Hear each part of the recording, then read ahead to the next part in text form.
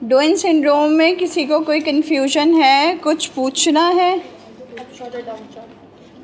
अपशूट और डाउनशूट आपके फ़ीचर्स हैं, क्लिनिकल फ़ीचर्स हैं डोइन सिंड्रोम के, जिसमें आँख एकदम से ग्लोब रिट्रैक्शन तो हो रही होती है, एकदम से आँख ऊपर चली जाती है या फिर नीचे आ जाती है, जैसे कि ऑब्लिक्स ओवर एक्शन में ऊपर और नीचे आती है ना, इसमें भी अपशूट और डाउनशूट होती है, लेकिन वो किसी ऑब्लिक ओवर एक्शन की वजह से नहीं है, बल्कि वो डोइन के फ़ीचर्स हैं। ठीक है, तो हमें ऐसे ही देखने से ही नज़र आ जाता है यहाँ पे। हाँ, हमें सामने नज़र आ जाता है कि आँख एकदम से ऊपर चली गई है जब हम एबडक्शन करवा रहे हैं, एडक्शन करवा रहे हैं, तो आँख ऊपर की तरफ ड्रिफ्ट कर गई है या नीचे की तरफ ड्रिफ्ट कर गई है, तो वो अपशूट और डाउनशूट होते हैं। ठीक है, sixth nerve palsy, again congenital syndromes में पैरालिटिक स्क्विंट में, इनकॉमिटेंट स्क्विंट में सिंड्रोम्स आती हैं जो कि रिस्ट्रिक्टिव होती हैं, इसके अलावा पैरालिटिक स्क्विंट होते हैं। ठीक है, रिस्ट्रिक्टिव में जो सबसे ज़्यादा कॉमन सिंड्रोम है वो डोइन सिंड्रोम है, जिसको हमने लास्ट क्लास में डिस्कस किया था। आज हम सिक्स्थ नर्व पाल्सी करेंगे जो कि पैरालिटिक है, congenital sixth nerve palsy. Congenital sixth nerve palsy को डिस्कस करते हैं। अच्छा, सिक्स्थ नर्व पाल्सी जो है वो सिर्फ कंजेनाइटल नहीं होती है बल्कि एक्वायर्ड भी होते हैं।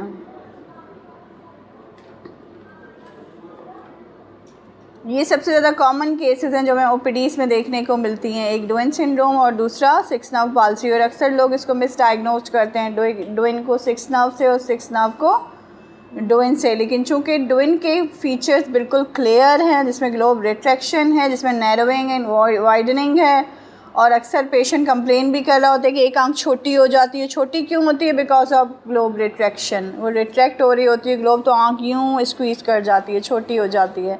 तो अक्सर पेशेंट ये कंप्लेन करते हैं, तो आप लोगों को उसको डायग्नोस करने में मुश्किल नहीं होती है, बल्कि आसानी से आप डायग्नोस कर सकते हो कि ये डोइन सिंड्रोम है।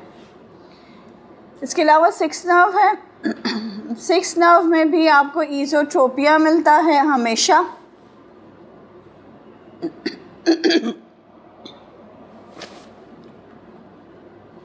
जैसे हम इन्फेंटाइल ईज़ोट्रोपिया के डीडीज़ को जब डिस्कस कर रहे थे तो हमने सिक्स्थ नर्व को उसमें डिस्कस किया था, क्योंकि इन्फेंटाइल ईज़ोट्रोपिया में भी ईज़ोट्रोपिया होता है, और सिक्स्थ नर्व पाल्सी या फिर पेरेसिस में भी ईज़ोट्रोपिया मिलता है। अच्छा, मुझे कोई बताएगा कि पाल्सी और पेरेसिस में क्या फ़र्क है?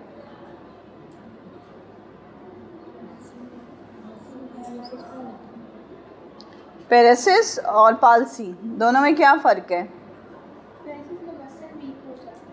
मसल वीक हो जाते हैं, वो टेम्परेरी पाल्सी होती है, बिल्कुल कंप्लीट पाल्सी नहीं होती है, इसलिए हम उसको पेरेसिस कहते हैं। जैसे कि स्टार्टिंग में अगर वो पाल्सी नहीं डेवलप करता पेशेंट, पेरेसिस है, उसमें रिकवरी के चांसेस होते हैं। एक दफ़ा जब पाल्सी कंप्लीट पाल्सी हो जाती है तो फिर वो रिकवर नहीं होती। इसलिए जब स्टार्टिंग में हमारे पास सिक्स्थ नर्व पाल्सी वाला केस आता है, हम कहते हैं कि ये पेरेसिस है। अगर उसकी एबडक्शन 100% रिस्ट्रिक्टेड है, कंप्लीट रिस्ट्रिक्शन है, या थोड़ी बहुत एबडक्शन है, अक्सर ऐसा होता है कि पूरी रिस्ट्रिक्शन भी मिलती है आपको और पार्शियल रिस्ट्रिक्शन भी मिलती है सिक्स्थ नर्व में। अच्छा, इनकॉमिटेंट और कॉमिटेंट, कॉमिटेंट स्क्विंट को आप किस तरह से डिफ्रेंशिएट करते हैं? जैसे कि डोइन के फीचर्स तो क्लियर थे, लेकिन अगर आपके पास सिक्स्थ नर्व का पेशेंट आता है और वो ईज़ोट्रोपिया के पास साथ है और वो कंप्लेन कर रहा है, या तो आपका पेशेंट एडल्ट होगा, वो आपके पास आएगा तो वो डिप्लोपिया की कंप्लेन करेगा, और अक्सर बच्चे भी 6-7 साल के बच्चे अगर हों, अगर कंजेनाइटल सिक्स्थ नर्व पाल्सी ना हो, तो वो भी डिप्लोपिया की कंप्लेन के साथ आते हैं। तो आप इसको कैसे डिफ्रेंशिएट करते हो कि ये कॉन्कोमिटेंट स्क्विंट है या इनकॉमिटेंट स्क्विंट है? Number 1, complain of diplopia. लेकिन अगर कंजेनाइटल सिक्स्थ नर्व पाल्सी है तो वो डिप्लोपिया की कंप्लेन तो नहीं करेगा, तो आएगा ही बच्चा आपके पास 1.5 साल में या वही बच्चा आपके पास 6-7 साल में आ रहा है, लेकिन वो डिप्लोपिया की कंप्लेन तो नहीं करेगा ना कभी। तो आपके किस चीज़ से अंदाज़ा होगा? फेस टर्न से, जो आपको एकदम से आप देख के अंदाज़ा लगा लेते हो कि इनकॉमिटेंट स्क्विंट है, वो फेस टर्न के साथ एंटर होगा। जब पेशेंट एब्नॉर्मल हेड पोस्चर लेके आपके पास आता है, चाहे वो फेस टर्न हो या हेड टिल्ट हो, वहाँ पे पेशेंट आपके पास रूम में एंटर होता है, आप समझ जाते हो कि इनकॉमिटेंट स्क्विंट के साथ है। अब इनकॉमिटेंट में अगेन अगर पेशेंट आपके पास AHP के साथ आया और उसको ईज़ोट्रोपिया है तो आप फ़ौरन ये कहते हो कि ये 6 नर्व है। नहीं, वो 6 नर्व ज़रूरी नहीं है, हो डोइन में भी होता है। जैसे कि इनकॉमिटेंट, मैंने आपको बताया कि इनकॉमिटेंट डिस्क्वेंट में पेशेंट AHP डेवलप करता है। क्यों डेवलप करता है? डिप्लोपिया को कंपनसेट करने के लिए, डिप्लोपिया को ओवरकम करने के लिए, क्योंकि वो अपने गेज़ में वो हमेशा जिस पैरेटिक गेज़ है, जैसे कि राइट 6 नर्व पाल्सी है अगर वो इस तरफ देखेगा तो डिप्लोपिया बढ़ जाएगा, लेकिन इस पोजीशन में जो कि अपोजिट गेज़ में डिप्लोपिया कम हो जाएगा, इसीलिए पेशेंट उस तरफ फेस टर्न करता है ताकि वो डिप्लोपिया को ओवरकम कर सके। तो हमेशा वो AHP के साथ आएगा। ठीक है, आप अगेन उसको देखेंगे, आपको कौन सी चीज़ ऐसी है जिसकी असेसमेंट, अच्छा असेसमेंट हमने इनकॉमिटेंट की अभी नहीं की है। इनकॉमिटेंट की असेसमेंट एक अलग क्लास होगी, उसके और डिफरेंट है इसमें भी आपको कंप्लीट रिस्ट्रिक्शन मिलेगी एब्डक्शन की, कंप्लीट नहीं तो -3 -3.5 तक तो मिल ही जाएगी।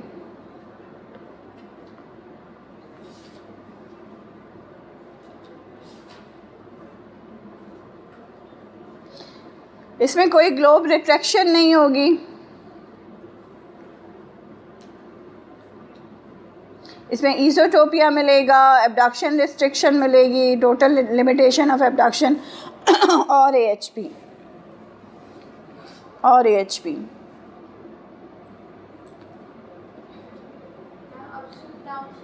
नहीं, इसमें नहीं मिलेंगे आपको। आप शुद्धांशु सिर्फ डोइन में मिलेंगे।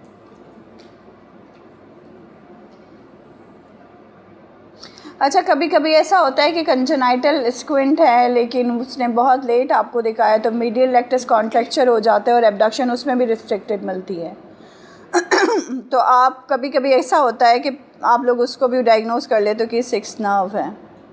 तो ये चीज़ें बहुत इंपॉर्टेंट है कि असेसमेंट में आपने कौन सी ऐसी चीज़ें देखनी हैं जिसमें आपको पता चले कि ये इनकॉमिटेंट है, ये कॉन्कॉमिटेंट है, कॉन्ट्रैक्चर डेवलप कर लिया। क्योंकि कॉन्ट्रैक्चर क्या है कि अगर मीडियल लेक्टस एक आंख को खींच रहा है, मुस्तकिल अपनी तरफ खींच रहा है, और लेटरल लेक्टस वीक है और वो सालों गुजर गए, तो वो कॉन्ट्रैक्ट हो जाएगा, मसल फाइब्रोस्ड हो जाएगा, अंदर आंख स्टक हो जाएगी, एम्ब्लायोपिक हो जाएगी, वो इसेंट्रिक फिक्सेशन के साथ होगा। वो भी अक्सर कंपनसेटरी हेड पोस्चर ले रहे होते हैं लेकिन अपना पैराफोबिया यूज़ करने के लिए, जो कि ARC होता है जिसमें इसेंट्रिक फिक्सेशन होती है। तो इन सारी चीज़ों को ना बहुत डिटेल में एग्जामिन करना पड़ता है, और आपके कॉन्सेप्ट क्लियर होंगे तो आप डायग्नोस कर सकोगे, कॉन्सेप्ट क्लियर नहीं है तो आप डायग्नोस नहीं कर सकोगे कि ये कंजेनाइटल ये एक्वायर्ड ईज़ोट्रोपिया है, ये कंजेनाइटल 6 नर्व पाल्सी है, या ये डोइन है। ठीक है, तो आपको इसके लिए बहुत ज़्यादा डिटेल में पढ़ने की भी ज़रूरत है और अटेंटिव होने की ज़रूरत है, क्योंकि जैसे मैंने पहले भी बताया था कि ऑप्टोमेट्री की प्रैक्टिस में आप अगर एक वक्त में अपने दिमाग और आँख को यूज़ कर रहे हो तो ऑर्थोप्टिक्स में आप 100% इन्वॉल्व होते हो, जिसमें आपकी ज़बान, आपकी आँख, आपका दिमाग, सब कुछ यूज़ हो रहा होता है, आपके हाथ। आप एक ईज़ोट्रोपिया का पेशेंट देख रहे होते हैं तो आपके जहन में सारी DDs होनी चाहिए, ना सिर्फ DDs हों बल्कि आपको उनकी सारी डिटेल्स का भी पता हो।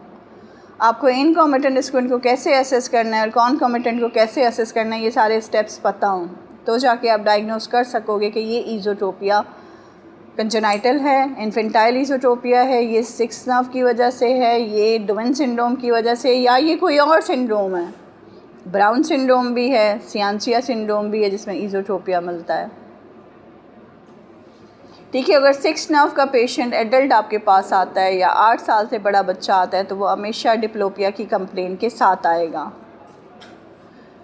डिप्लोपिया की कंप्लेन के साथ आएगा, डबल विजन की कंप्लेन करेगा, जिस डबल विजन को अक्सर एड पोस्चर एडॉप्ट करके ओवरकम कर रहे होते हैं लेकिन फिर भी उनको प्रॉब्लम हो रही होती है इस तरह देखने में, क्योंकि उनकी फील्ड ऑफ व्यू फिर कम हो जाती है।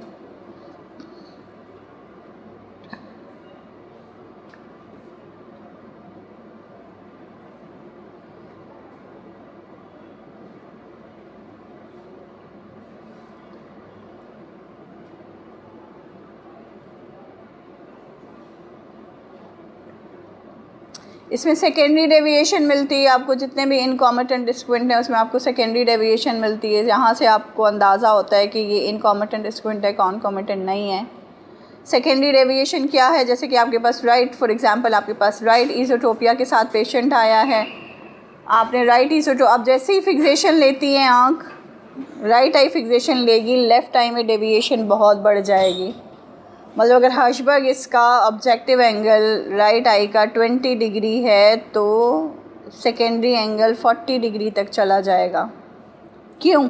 आप लोग मुझे बताएं क्यों। थोड़ा सा दिमाग इस्तेमाल करें। क्यों सेकेंडरी एंगल हमेशा प्राइमरी एंगल से बड़ा होगा? आपको मैं स्टार्टिंग में जब मूवमेंट और लॉस पढ़ा रही थी स्क्विंट के, तो मैंने आपसे एक बात कही थी कि मूवमेंट, मसल्स के फंक्शन और ये दो लॉस आपको हमेशा याद होनी चाहिए। और आप स्क्विंट की कोई भी टाइप देखेंगे, ये दोनों टाइप आपको कहीं ना कहीं रिवाइज होंगी। तो क्या है एयरिंग्स लॉ? एयरिंग्स लॉ क्या है? Earrings law of equal innovation.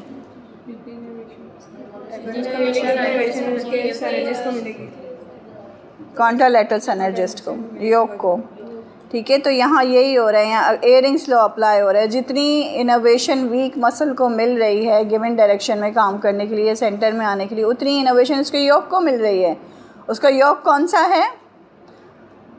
आपके पास वीक मसल कौन सा है सिक्स नर्व में?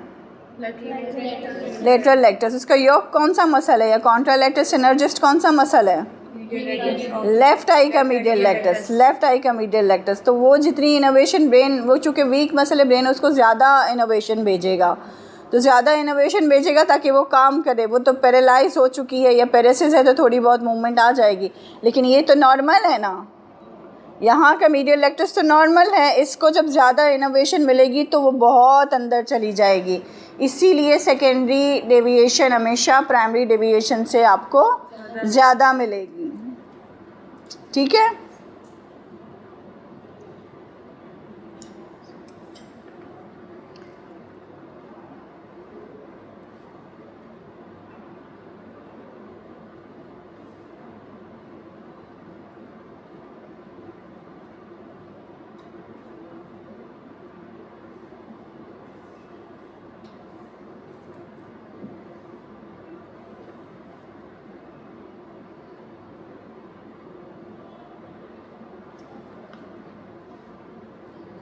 और इन कॉमेंटेड स्क्विंट में एंगल ऑफ डेविएशन और गेज में डिफरेंट मिलेगी आपको। प्राइमरी पोजीशन पे अगर आप देख रहे हैं तो जितनी डेविएशन आ रही है 30 है, 40 प्रिज्म है, 50 प्रिज्म है, जो भी है, आप प्राइमरी एंगल को अलग से असेस करेंगे, सेकेंडरी एंगल को अलग से असेस करेंगे। और यही डेविएशन बढ़ जाएगी जब आप पैरेटिक गेज में दिखाओगे, पैरालिटिक गेज में दिखाओगे, राइट या लेफ़्ट में। अगर राइट पालसी है, राइट की तरफ राइट लेटरल लेक्टस पालसी है, तो राइट में वो डेविएशन बढ़ जाएगी राइट गेज में।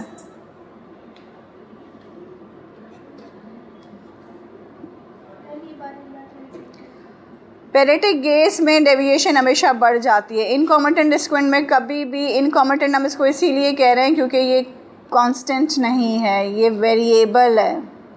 तो हर पोजीशन ऑफ गेज में एंगल ऑफ डेविएशन आपको डिफरेंट मिलती है, अब वो पैरेटिक गेज में बढ़ जाती है। तो मैम हर्शबर्ग हम सारे उसमें करेंगे प्राइमरी सेकेंडरी? आप हर्शबर्ग नहीं करेंगे, आप कवर एंड कवर टेस्ट करेंगे। हर्शबर्ग भी करेंगे, सिर्फ हर्शबर्ग नहीं करेंगे, आप प्रिज्म कवर टेस्ट और गेज में करेंगे।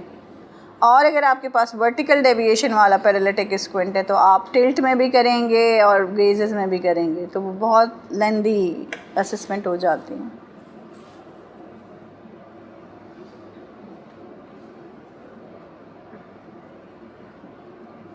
ठीक है। तो जब आपको प्राइमरी एंड सेकेंडरी डेविएशन मिले, एबडक्शन टोटल रिस्ट्रिक्टेड है, फिर आप मूवमेंट की तरफ आते हैं। मूवमेंट में आपको डुइन वाले कोई भी फीचर नज़र नहीं आ रहे हैं, तो आप ये डायग्नोस कर लेते हो कि इसको सिक्स नर्व पाल्सी है या सिक्स नर्व पैरासिस है।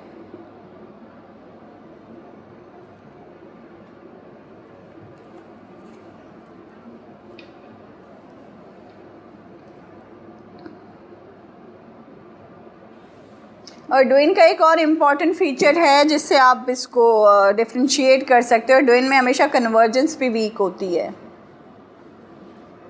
डुइन में भले ईसोट्रोपिया है लेकिन आप कन्वर्जेंस चेक करते हो तो आपको कन्वर्जेंस हमेशा वीक मिलती है, जबकि 6 नर्व में ऐसा नहीं है। तो आप यहाँ भी इसको डायग्नोज कर सकते हो कि ये डुइन नहीं है बल्कि 6 नर्व पाल्सी या फिर पेरेसिस है। वो तो इज़ोट्रोपिया में ऑलरेडी है, तो कन्वर्जेंस वीक हाँ, इसमें होगी क्योंकि को इनोवेशन हो रही है ना। डुइन में क्या था, डुइन में को इनोवेशन थी,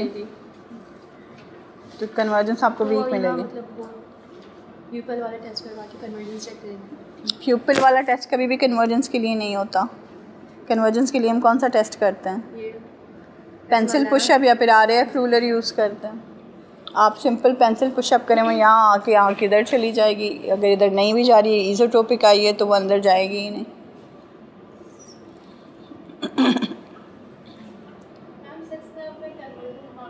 कन्वर्जेंस नॉर्मल होती है, बल्कि ओवर ही होती है क्योंकि ईज़ोट्रोपिया है।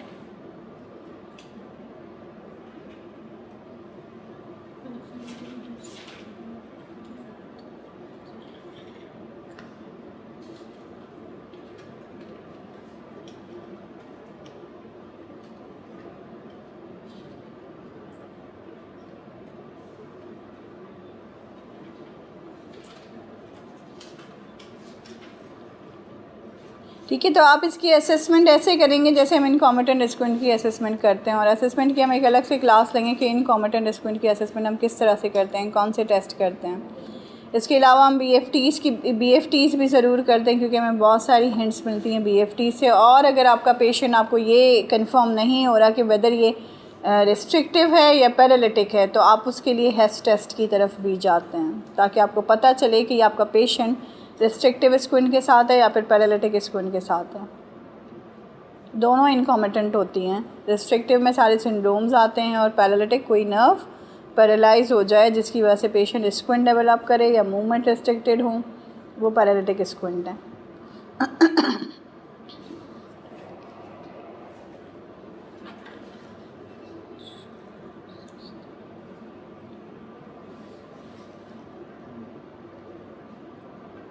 अब इसकी कॉजेज़ पे आते हैं कि 6 नर्व पाल्सी की कॉजेज़ में क्या क्या आता है, किस किस वजह से 6 नर्व पाल्सी हो सकती है।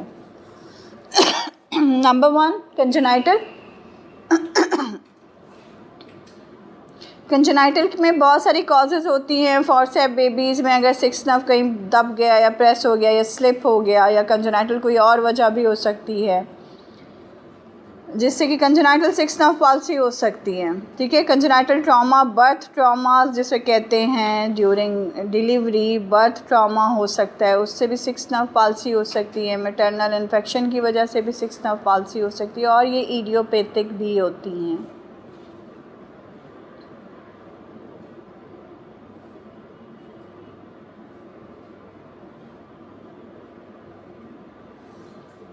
ठीक है,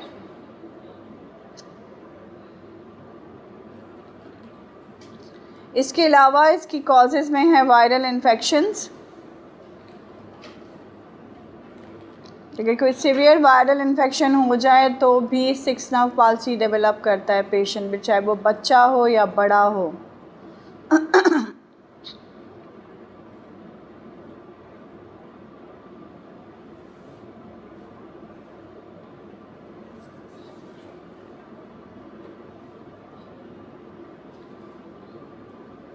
ठीक है, ट्रॉमा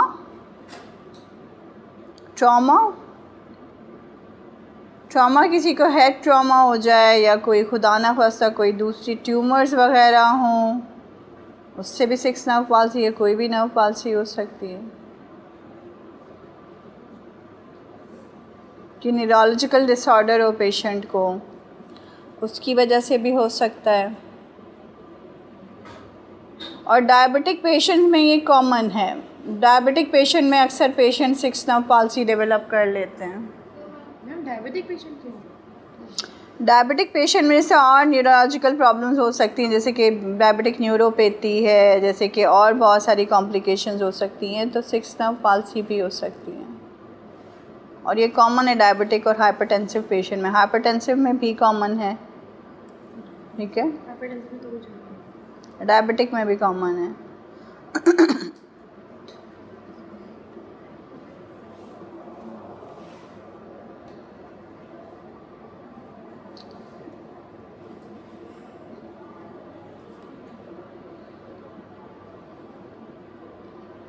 बेल्स फिनोमेना इंक्लूड नहीं होगा? इसमें बेल्स फिनोमेना इंक्लूड नहीं होगा। बेल्स पाल्सी अलग चीज़ है। बेल्स पाल्सी भी हो जाती है डायबिटिक पेशेंट में, हाइपरटेंसिव में हो जाती है, सर्जिकल कॉम्प्लिकेशन में अक्सर हो जाती है। चलो जो फेशियल में लगाते थे इंजेक्शन, तो कहीं अगर गलत जगह पे चला गया तो बेल्स पाल्सी हो गई। हेड ट्रॉमास में हो सकती है। बेल्स पाल्सी एक अलग चीज़ है, सिक्स नर्व पाल्सी एक अलग चीज़ है। चूँकि सिक्स नर्व सिर्फ और सिर्फ लेटरल लेक्टस को सप्लाई कर रहा है, तो उसमें सिर्फ लेटरल लेक्टस ही इफेक्टेड होगा, बाकी सब इंटेक्ट होंगे।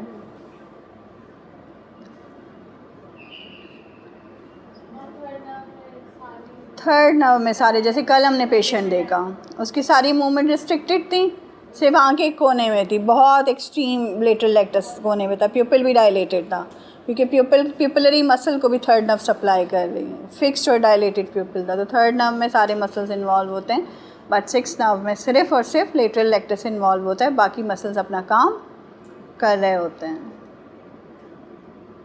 तो सिक्स नर्व को डायग्नोस करना ज़्यादा ईजी है, क्योंकि उसमें कोई ख़ास चीज़ें नहीं होती। ठीक है, तो ये हो गई कॉजेज़। अब आते हैं ट्रीटमेंट पे।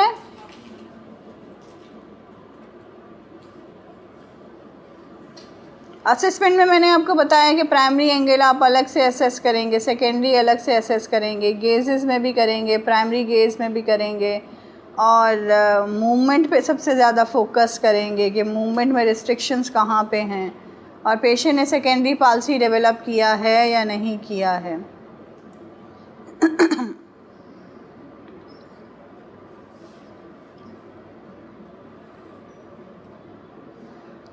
मैनेजमेंट में हम सबसे पहले, चूँकि हिस्ट्री हम ले चुके हैं, हमने एज ऑफ ऑनसेट पूछा है कि कब हुआ है, किस रीज़न से हुआ है, कोई चोट लगी है, कोई बीमार हुआ था बच्चा जिसके बाद, या बड़ा, या कोई डायबिटिक पेशेंट है जिसके बाद हुआ है, और एज ऑफ ऑनसेट क्या है। अगर एज ऑफ ऑनसेट अर्ली है तो हम रिकवरी के लिए उसको टाइम देते हैं। रिकवरी के लिए उसको टाइम देते हैं जो कि 3 महीने होते हैं, 6 महीने होते हैं, और 9 मंथ तक हम उस पेशेंट को टाइम देते हैं ताकि नर्व रिकवर हो जाए। और उस दौरान हम ट्रीटमेंट में उसको प्रिज्म देते हैं डिप्लोपिया को करेक्ट करने के लिए।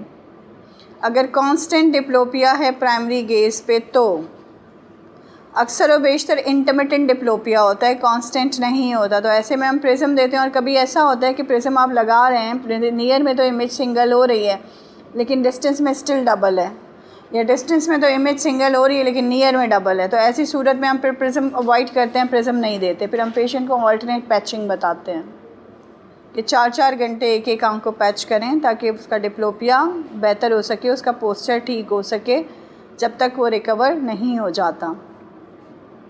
और अगर 9 महीने में वो रिकवर नहीं हुआ है, स्टिल उसकी यही पोजीशन है, तो फिर हम सर्जरीज़ की तरफ जाते हैं। प्रिज्म हम ग्लासेस में लगा के दे सकते हैं, लेकिन चूँकि हमारे पास ऐसा है कि हम एक आंख में 7 से ज़्यादा प्रिज्म नहीं दे सकते। एक आंख में 7 से ज़्यादा प्रिज्म पेशेंट टॉलरेट नहीं करता, उसको हेडेक्स होते हैं। तो हमारे पास थेरेपेटिक प्रिज्म है जिनको कहते हैं फ्रेस्नल प्रिज्म या फ्रेस्नल प्रिज्म, जो कि एक प्लास्टिक शीट होती है जिसमें सीरीज़ में प्रिज्म लगे हुए होते हैं। वो हम ग्लासेस पे स्टिक ऑन, जिनको प्रेस ऑन प्रिज्म भी कहते हैं। प्रेस ऑन इसलिए कहते हैं क्योंकि वो एक प्लास्टिक शीट है, हम ग्लास पे चिपकाते हैं और दबाते हैं, वो चिपक जाती है। वो हम थेरेपी के लिए देते हैं पेशेंट को, जब तक कि रिकवरी के फ़ेज़ में ना आए। और फर्दर हम पेशेंट को हर 2 महीने, हर 3 महीने में बुला के चेक करते रहते हैं, क्योंकि जैसे जैसे सिक्स नर्व रिकवर होती जाती है, डेविएशन कम होती जाती है, हमें प्रिज्म की स्ट्रेंथ को कम करना पड़ता है।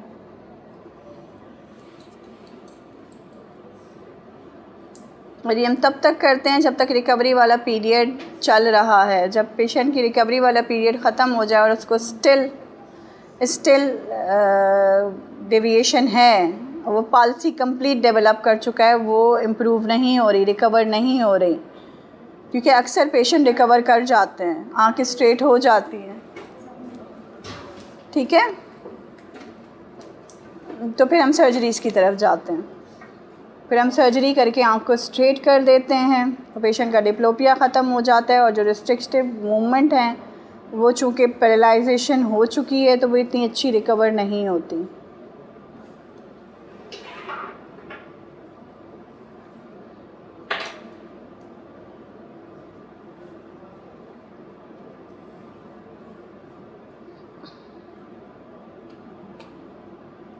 इसके अलावा इनकॉम्पिटेंट स्क्विन में आपके पास सियांसिया आता है। सियांसिया बहुत बहुत रेयर है, कभी 1-2 केसेस मिलते हैं, उसमें स्ट्रैबिस्मस फिक्सिस मिलता है आपको।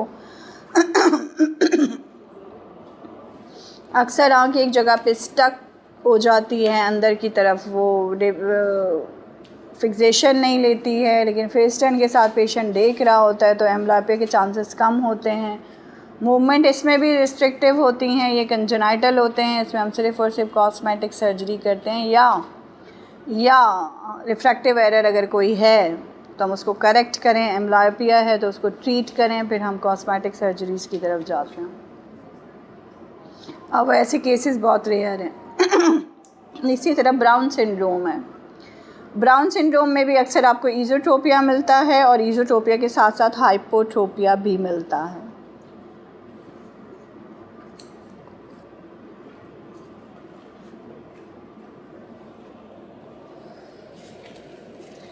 और उसमें भी कंडीशन ऐसी ही होती है कि फिक्सेशन पुअर होती है और एब्डक्शन रिस्ट्रिक्टेड मिलती है आपको।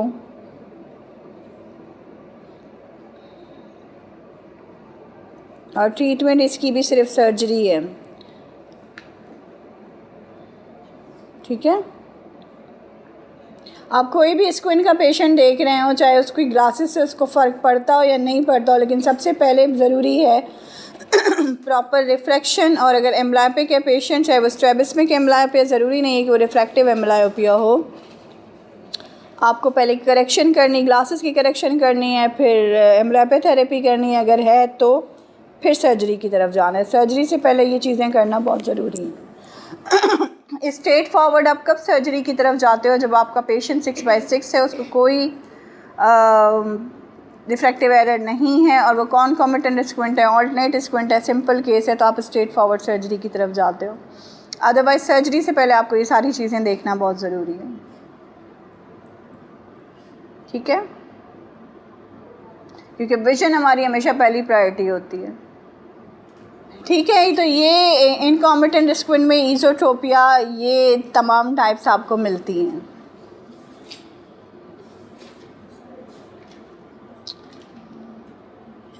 मैम हम हाइपोट्रोपिया की चेक कैसे करेंगे ब्राउन सिंड्रोम में? ब्राउन सिंड्रोम में हाइपोट्रोपिया को आप क्योंकि स्टक होती है तो आप क्रिम्स्की में देखते हैं, प्रिज्म रिफ्लेक्शन टेस्ट, क्रिम्स्की टेस्ट करते हैं। आप ईज़ोट्रोपिया को पहले करेक्ट करेंगे, फिर भी हाइपोट्रोपिया तो प्रिज्म पे प्रिज्म ज्वाइन करके रखते हैं, इस तरह से। मतलब हाइपोट्रोपिया हमें नज़र आ रहा होगा, इन एंड डाउन होगी, अच्छा, ठीक है। जैसे कि इन्फेंटाइल में इंफीरियर ऑब्लिक जब भी नज़र आता है, जब हम पहले करेक्ट कर लेते हैं और तो इंफीरियर ऑब्लिक ओवर एक्शन में तो आपको हाइपर डेविएशन नहीं मिलती है ना, आपको सिर्फ ईज़ोट्रोपिया मिलता है, इसमें आपको हाइपो और ईटी मिलता है, ठीक है। यहाँ तक क्लियर हो गया है सबको? थर्ड नर्व को करें या फोर्थ नर्व को? थर्ड नर्व लेंदी है, फोर्थ नर्व करते हैं।